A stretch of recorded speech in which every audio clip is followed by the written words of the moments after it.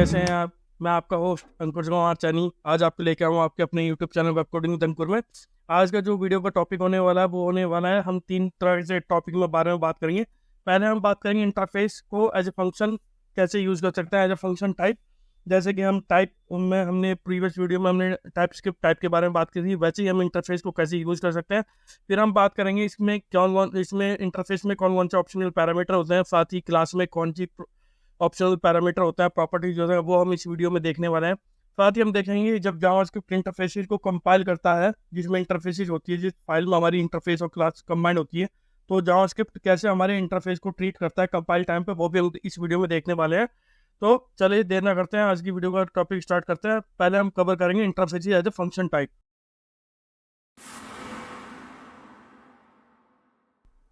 तो आपने अभी तक देखा है कि हमने कैसे इंटरफेसेस क्रिएट किए हैं और कैसे हम उसके इनहेरिटेंस और एक्सटेंड कर डिफरेंट डिफरेंट तरह के हम इंटरफेसेस को एक्सटेंड कर सकते हैं। आज हम देखने वाला है कि इंटरफेस को एज ए फंक्शन टाइप हम कैसे डिक्लेयर कर सकते हैं। हम इंटरफेस को एज ए फंक्शन भी डिक्लेयर कर सकते हैं, कैसे करेंगे तो चलिए देखते हैं।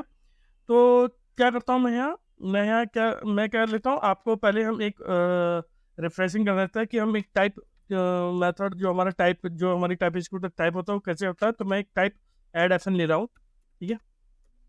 एड एफएन एक फंक्शन होगा, ठीक है। उस फंक्शन में क्या होगा, एक नंबर होगा, ठीक है, और बी नंबर। आपको पता है कि जो इंटरफेस होता है वो हमारी ऑब्जेक्ट को डिक्लेयर करता है कि किस तरह का हमारा ऑब्जेक्ट होगा। तो ठीक वैसे ही हम इसे टाइप में भी डिक्लेयर कर सकते हैं। तो पहले मैं आपको बता रहा हूँ कि कैसे, for example as a refresher, कि एड एफएन या टाइप हम कैसे डिफाइन करते थे। तो आप देख सकते हैं कि हमने एक एड एफएन टाइप का फंक्शन बनाया है और उसमें मैं number as a return type ले रहा हूँ, ठीक है। तो एक सिंपल फंक्शन है, कोई इसमें ज़्यादा हाईफाई चीज़ नहीं है, ठीक है। आप इसे आसानी से समझ सकते हो। तो इस फंक्शन को अगर मुझे अपनी वैल्यू में यूज़ करना तो मैं कैसे करूँगा, तो मैं क्या करूँगा इसमें कॉन्स्टेंट, तो मैं ले लूँगा लेट ऐड, और इस फंक्शन को मैं ऐड एफएन ले लूँगा, ठीक। और ये जो मेरा फंक्शन है इसमें आप मुझे इस फंक्शन क्योंकि ये फंक्शन ऐड एफएन हो जाएगा तो ये ऐड एफएन की तरह काम करेगा। तो ऐड एफएन ये क्या कर रहा हूँ, एक ऐड एफएन हो जाएगा, ठीक है। अब मैं क्या करूँ, इस ऐड के अंदर क्योंकि ये एज ए फंक्शन ट्रीट हो रहा है तो फंक्शन में डिक्लेयर करूँगा कि मेरा जो नंबर है, और बी क्योंकि ये एज ए 2 पैरामीटर ले रहा है। अगर आप देखोगे ऐड एफएन क्या है, 2 पैरामीटर ए और बी ले रहा है और बाद में रिटर्न नंबर कर रहा है, ठीक है। तो मैं क्या करूँगा, इसे इस नंबर क्रिएट करूँगा, रिटर्न करूँगा ए प्लस बी। कोई इशू नहीं है इसमें कि यहाँ मैंने एक टाइप डिफाइन किया ऐड एफएन करके, वो एक फंक्शन टाइप है और जिसमें मैं 2 पैरामीटर ले रहा हूँ, एक नंबर और बी, ए और बी जो भी नंबर टाइप है, और रिटर्न भी करवा रहा हूँ नंबर। और मैंने यहाँ एक वेरिएबल बनाया ऐड, और ऐड को मैंने असाइन किया। तो चलिए एक बार रन करके देखते हैं क्या हमें कंट्रोल देगा। तो मैं ऐड लूँगा और मैं क्या करता हूँ 10 और 15 ऐसे पैरामीटर ले लेता हूँ और इसे फिर रन करता है, ठीक है। और फिर मैं बताऊँगा कि इंटरफेस को हम कैसे फंक्शन टाइप की तरह यूज़ कर सकते हैं। तो THC से कंपाइल करेंगे फाइल अपनी फाइल हमने कंपाइल करी, तो चेक करते हैं इसका आउटपुट। ये देखिए आपका आउटपुट आ रहा है 25, ठीक है। कोई इशू नहीं है, सिंपल एक फंक्शन है। अगर मैं क्या करूँगा, अगर मैं नंबर नहीं दूंगा तो ये क्या देगा, मुझे एरर देगा। क्यों, क्योंकि ये क्या कह रहा है, a number only refer to the type but is being used as a value there, ठीक है।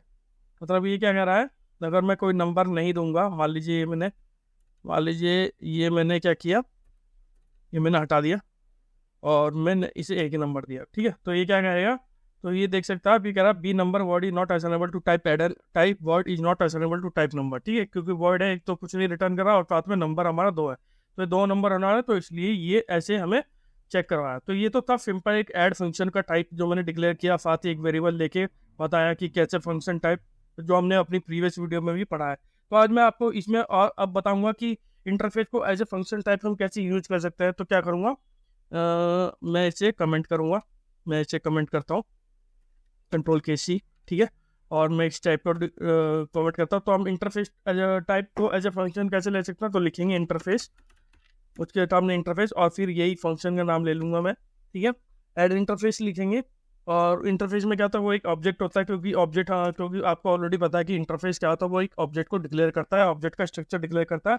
तो उसमें क्या करेंगे, ये एक एनोनिमस फंक्शन हम ले लेंगे, ए को नंबर और बी को नंबर में ले लूँगा, और इसका जो रिटर्न टाइप होगा वो होगा नंबर, ठीक है। इसका जो रिटर्न टाइप होगा वो होगा नंबर। अगर आप ध्यान से देखोगे तो यहाँ जैसे हमने कंट्रोल को, तो अगर आप यहाँ देखोगे ध्यान से, जो इंटरफेस में हमने ग्रीट मेथड लिया था, ये ग्रीट मेथड मेरा, तो ग्रीट मेथड ये मेरा पैरामीटर ले रहा था, फिर वॉइड को मैं कुछ रिटर्न नहीं कर रहा था, तो मेरा फंक्शन वो ग्रीट वाला ये था कि एज ए स्ट्रिंग ले रहा हूँ मैं, वो चीज़ कंट्रोल कर रहा था, तो इसलिए वो वर्ड रिटर्न कर रहा था। ठीक है, तो अब मैं क्या करता हूँ, मैं इंटरफेस को एज ए फंक्शन कैसे ट्रीट कर सकता हूँ, तो आप देख सकते हैं इंटरफेस एड एफ एन है और 2 वेरिएबल में ले रहा हूँ नंबर, और इसे हम चलिए ऐड करता हूँ। अब मैं दोबारा इसे ओपन करूँगा और इसे क्या करता हूँ, अनकमेंट करता है। ठीक है, सेव करते हैं, तो देखिए कुछ इशू नहीं आ रहा इसमें। ठीक है, मैं क्या करता हूँ, इसे अगर मैं रिटर्न हटा दूंगा तो देखिए आपको इशू मिलेगा। क्यों? क्योंकि वो रिटर्न टाइप नंबर ले रहा है, लेकिन यहाँ मैं कुछ नहीं दे रहा हूँ, ये एज ए वर्ड ट्रीट हो रहा है। Type body not assignable to type number, क्योंकि नंबर को मैं रिटर्न टाइप में ले रहा हूँ, लेकिन यहाँ मुझे वर्ड मिल रहा है, यानी मतलब कुछ भी रिटर्न नहीं कर रहा, तो इसलिए बैक करता है। तो ये जैसे मेरा पहले इशू दिखा रहा था, टाइप एड एफ एन लिया था जब मैंने, अब ये इंटरफेस एड एफ एन आपका वैल्यू दिखा रहा है। ठीक है, तो चलिए रन करते हैं इसे और देखते हैं क्या आउटपुट आएगा। तो TSC से रन कंपाइल करेंगे फाइल, देखते क्या हमारा आउटपुट में कोई चेंज आएगा नहीं आएगा। तो ये देखिए आपका आउटपुट, और आप देख सकते हैं आपका 25 एजिटिव विदाउट एनी इशू है, जबकि हमने यहाँ इंटरफेस टाइप को फंक्शन में एज डिफाइन दिया। और यहाँ आप देख सकते हैं, यहाँ हमने ग्रिड में क्या किया था, हमने कि ग्रिड में हमने एज ए फंक्शन में नाम लिया था उसके पैरामीटर, बस हमने यहाँ क्या किया, ये एनोनिमस फंक्शन की तरह ले लिया, ये फंक्शन का पैरामीटर है और इसका आउटपुट है, इसका रिटर्न टाइप है जो भी आप उस फंक्शन से रिटर्न करना चाहो। तो इस तरह से आप इंटरफेस को as a return type as a function type use कर सकते हो अपनी टाइप स्क्रिप्ट में। तो चलिए आगे बात करेंगे ऑप्शनल पैरामीटर के बारे में।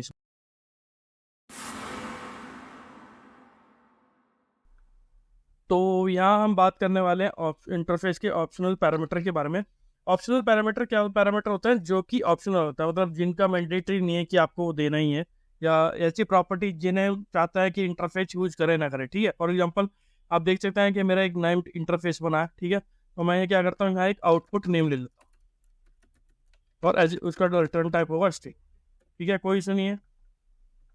ठीक है, लेकिन आप ये देखोगे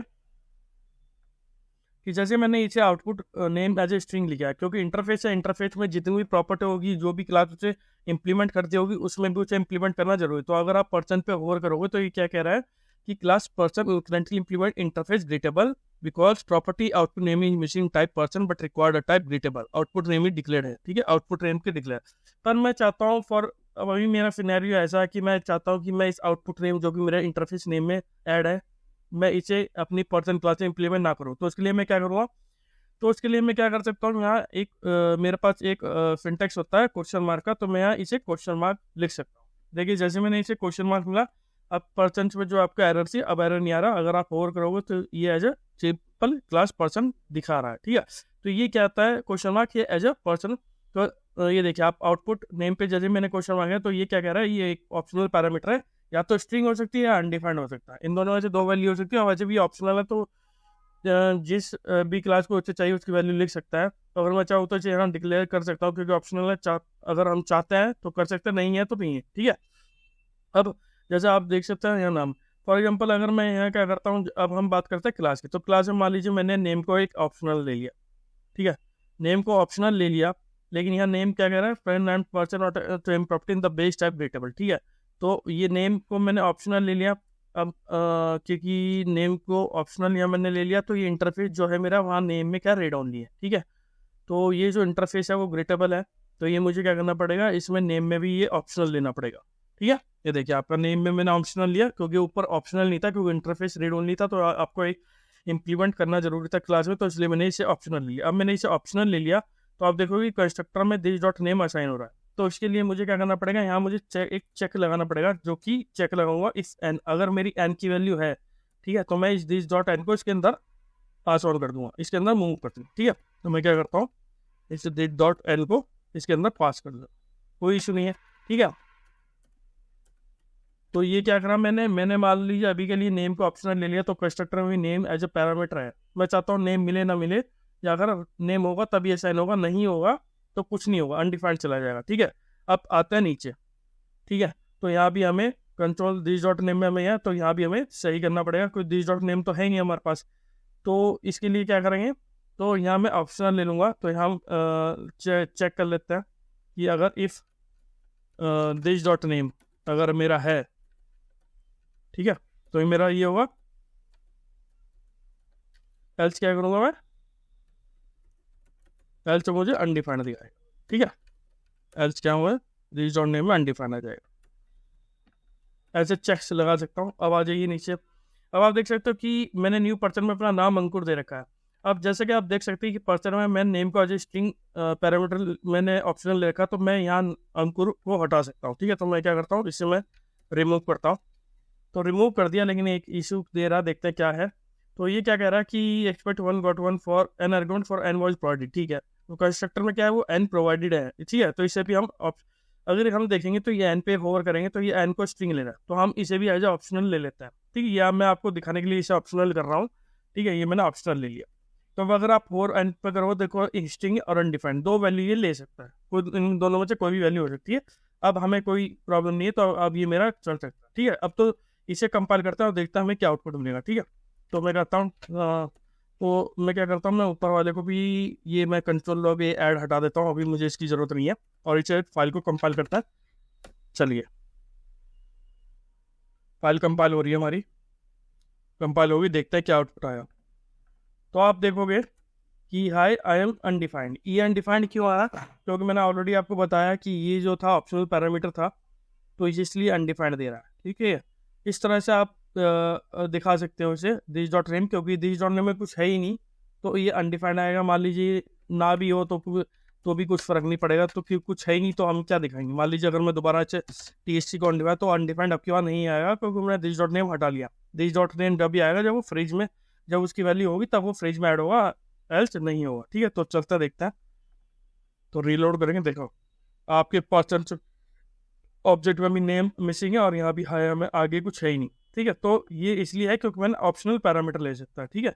तो इस तरह से आप ऑप्शनल पैरामीटर ले सकते हैं इंटरफेस में, जहाँ भी, और चेक्स लगाना ना भूले, क्योंकि चेक्स भी चेक करने के लिए कि अगर मेरी वैल्यू होगी तो मेरी वैल्यू डिस्प्ले होगी, एल्स नहीं होगी। तो ये चेक्स भी लगाना आपके लिए अच्छा रहेगा। तो इस तरह से इंटरफेस में ऑप्शनल पैरामीटर हमें प्रोवाइड करता है, जिसमें कि ये हमें हेल्प करता है कि अगर मुझे किसी इंटरफेस में प्रॉपर्टी ऑप्शनल चाहिए, मैं नहीं चाहता कि वो जो इंटरफेस है उसमें वो प्रॉपर्टी मेरी क्लास में यूज हो, इसलिए हम उसे ऑप्शनल बना देते हैं with the help of question mark. तो आई होप आपको ये ऑप्शनल पैरामीटर इंटरफेस में कैसे यूज करते हैं समझ में आया होगा।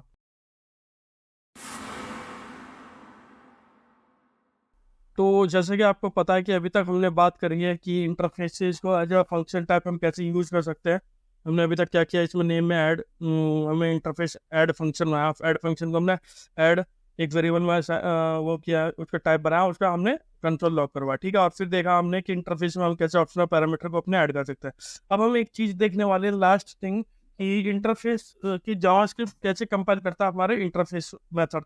आप जहाँ देख सकते हो कि इस कोड में मेरा इंटरफेस हमारा क्या है, इंटरफेस हमारा ऐड एफन हमारा एक इंटरफेस ऐड टाइप है, फंक्शन टाइप है। और यहाँ भी एक इंटरफेस है, ग्रेट नेम इंटरफेस, ग्रेटेबल इंटरफेस, और आपकी क्लासेस ने उसे ग्रेटेबल इंटरफेस को इम्प्लीमेंट किया हुआ है, ठीक है। कोई इशू नहीं है इसमें। तो अब हम चलते हैं app.js में, क्योंकि जब टाइप कंपाइल करते हैं तो वो app.js फाइल बनती है। तो यहाँ आप देखोगे ध्यान से कि यहाँ लेट आपका यहाँ एक ऐड फंक्शन है, पर्सन क्लास है, कंस्ट्रक्टर है, ग्रिड है, और ये सब आपके ऑब्जेक्ट ऑलरेडी बने हुए हैं। आप अगर ध्यान से देखोगे तो आपका कोई भी इंटरफेस अपनी जो कंपाइल हो जाती है जावास्क्रिप्ट उसमें नहीं है। आप यहाँ देखो अपनी फाइल में कि यहाँ नेम्ड इंटरफेस है मेरा, ग्रेटेबल इंटरफेस है, लेकिन आपको app.js में कहीं भी नेम्ड और ग्रेटेबल नहीं मिलेगा। क्यों? उसका रीजन ये है कि जावास्क्रिप्ट को नहीं पता कि इंटरफेस क्या होता है। सिंपल एज डेट, मतलब ये है कि उससे सिंपल भाषा में अगर हम बात करें तो जावास्क्रिप्ट को नहीं पता कि इंटरफेस क्या होता है। दरअसल इंटरफेस जो होता है वो हमारे कंपाइल टाइम पर रन करने के काम आता है, और देखने के लिए कि जो हमारा लॉजिक है वो अच्छे से रिटर्न हो, अच्छे से लिखा हुआ हो, और उसका जो मेथड से वो सब कुछ रिटर्न हो, उसका आउटपुट भी हमारा सही है। जब वो कंपाइल होगा तब उसका काम होता है, लेकिन जब वो एक बार कंपाइल हो जाता है तब क्या करते हैं, जावास्क्रिप्ट उसे डंप कर देती है, मतलब वो उसकी कोड में विजिबल नहीं होता, वो सिंपल एक स्ट्रेट फॉरवर्ड आपको कोड दिखाई देगा। और जो हमारा कंपाइल जो हमारा इंटरफेस होता है, वो जब हम अपने फाइल को क्रिएट कर रहे होते हैं या हम कोड लिख रहे होता है उसी टाइम पे यूज होता है। उसके बाद हमारे इंटरफेस जब कंपाइल हो जाती है फाइल, तो हमारा इंटरफेस विजुअल ही नहीं होता, वो एक्चुअली हटा दिया जाता है जावास्क्रिप्ट से, क्योंकि जावास्क्रिप्ट को नहीं पता इंटरफेस क्या होता है। तो इस तरह से जावास्क्रिप्ट एक इंटरफेस को कंपाइल करती है। क्यों? क्योंकि वो उसे हटा देती है, उसे नहीं पता कि इंटरफेस क्या होता है। वो सिंपल एक फंक्शन क्लास आपको दिखा देगी, जो भी आउटपुट आ रहा है उसके बेस पे, उसे नहीं पता कि इंटरफेस क्या होता है। तो इस तरह से इंटरफेस कंपाइल होता है जावास्क्रिप्ट में। तो आई होप आपको ये वीडियो पसंद आया होगा। तो अगली वीडियो में हम बात करेंगे किसी और टॉपिक के बारे में। तो अगर आपको ये वीडियो अच्छी लगे तो प्लीज़ मेरे चैनल को लाइक कीजिए, सब्सक्राइब कीजिए। लास्ट में एक बात और मैं आपको बताना चाहता हूँ कि कल मैंने एक वीडियो बनाया था जिसका रिएक्ट जेएस बिगिनर में मैंने एक प्रोजेक्ट बनाया जिसका कि नाम है पर्सनल फाइनेंस ट्रैकर। आप जाएं और उसे देखें। आप अगर वो जो मैंने बनाया as a React JS beginner के लिए, जो भी नए लोग हैं जो रिएक्ट जेएस सीखना चाहते हैं वो एज ए एग्जाम्पल उसे ले सकते हैं।